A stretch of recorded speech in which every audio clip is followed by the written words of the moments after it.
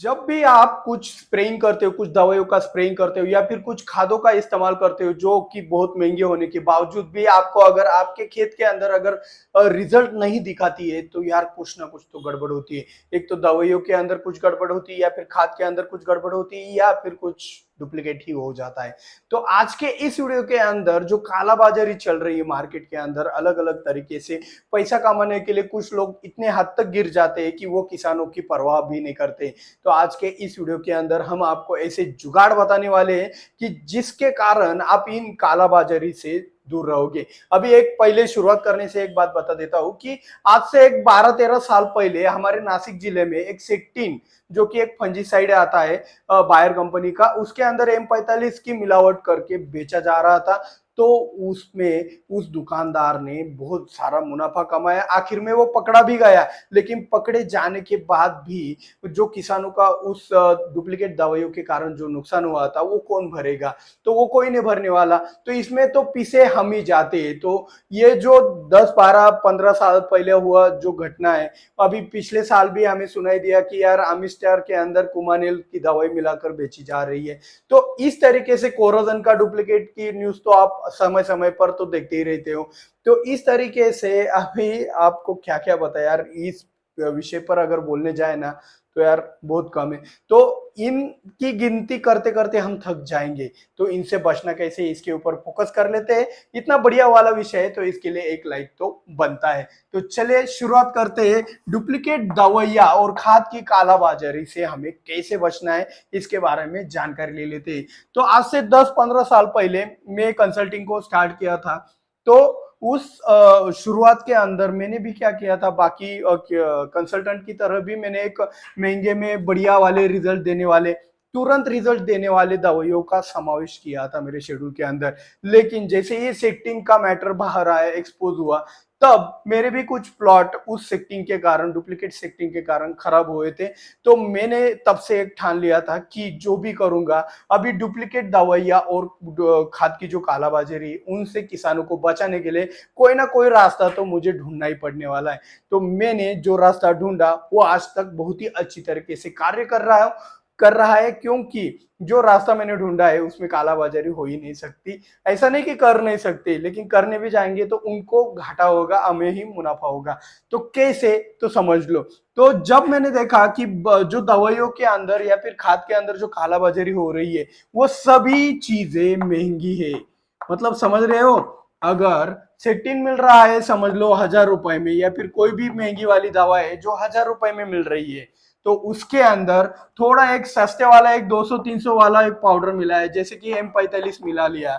उदाहरण दे रहा हूँ, लाइट ले लेना थोड़ा सा, प्राइस के बारे में, प्राइस कंपैरिजन के बारे में आप गड़बड़ कर देते हो। तो उदाहरण के लिए कोई 300 वाली दवा जो कि 1000 रुपए वाली दवा की जैसे दिखता है, जैसे कि एमिस्टार कुमानेल एक जैसे दिखता है, और आपका सेक्टिन M45 का भी होगा है। तो इस तरीके से जो समान दिखने वाली दवाइयां एक दूसरे के बोतल के अंदर चेंज किया जाता है।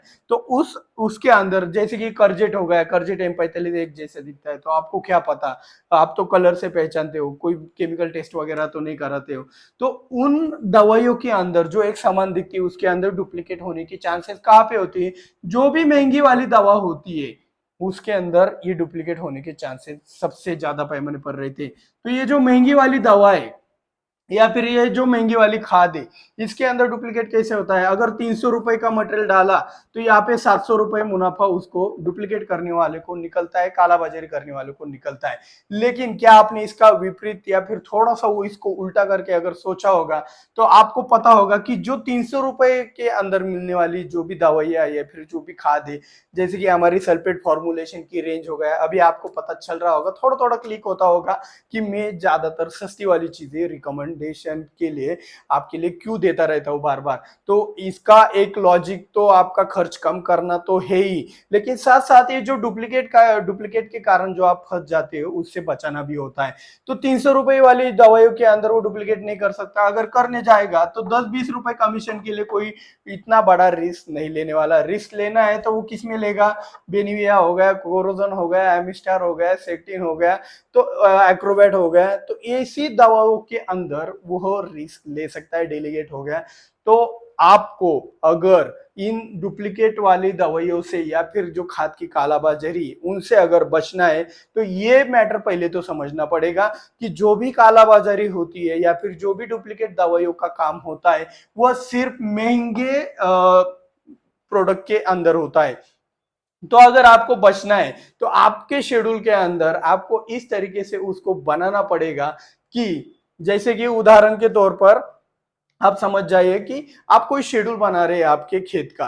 तो उस शेड्यूल के अंदर अभी देखो दो उदाहरण लेते हैं हम। उदाहरण के तौर पर एक एक्रोबैट है हमारा जिसके अंदर आपका डाइमेथोमार 50% आता है, ठीक है। और एक दूसरा एक्रोबैट कंप्लीट है, ठीक है, जिसके अंदर लगभग आपका 9% आपका क्या आता है, एक डाइमेथोमॉर्फ आता है। दोनों में कंटेंट सेम है लेकिन इसका दाम बहुत ज्यादा है और इसका दाम कम है। तो कालाबाजारी किस में होगी, ऊपर वाले के अंदर। तो मिल गया ना अल्टरनेटिव, हमें तो प्रिवेंटिव के तौर पर ही डालना है। तो ये डालेंगे तो भाई मैं तो गारंटेड कहता हूँ मैं फंसूंगा नहीं। तो अगर अगर गलती से कुछ महंगी वाली दवाइयां हो गई उसके अंदर डुप्लीकेट हो गया तो यहाँ पे गड़बड़ हो जाती है और वो किसान का ही नुकसान होता है। तो उससे बचना है तो आपको सस्ती वाली दवाइयों के ऊपर ज्यादा डिपेंड रहना पड़ेगा। इससे फायदा भी ज्यादा है। आप सस्ती वाली दवाइयां हो गई या फिर खाद हो गए, इनका एक ही रूल है, आपको प्रिवेंटिव के अंदर इनका इस्तेमाल करना पड़ता है। बहुत ही स्ट्रिक्टली आपका जो भी एक शेड्यूल बनाना पड़ता है, स्प्रेइंग मैनेजमेंट, फर्टिलाइजर मैनेजमेंट, वो आपको बनाना पड़ता है। अगर आप वो बना पाए और उसको फॉलो कर पाए तो आपको महंगे की तरफ जाने की भी जरूरत नहीं पड़ती है। हम हमारे शेड्यूल के अंदर बहुत ही सस्ती सस्ती वाली दवाइयां देते हैं क्योंकि हमें भी पता है कि डुप्लीकेट होगा तो गड़बड़ हो जाएगा, उसके भरोसे रहेंगे तो गड़बड़ हो जाएगा।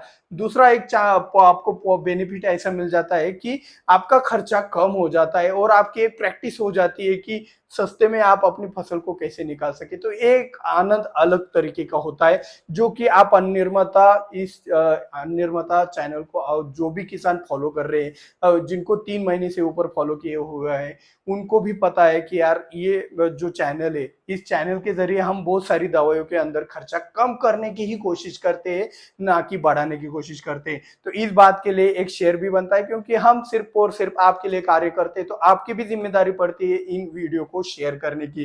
तो वीडियो का कंटेंट अच्छा लगा होगा, इंफॉर्मेशन अच्छी लगी होगी, जेन्युइन लगी होगी तो लाइक और शेयर करना मत भूलिएगा। और हाँ, ये जो तकनीक बताई है मुझे पता है कि ये तो मैंने बताया है लेकिन कुछ किसान ऐसे होते हैं भाई, किसानों की कोई बराबरी नहीं कर सकता।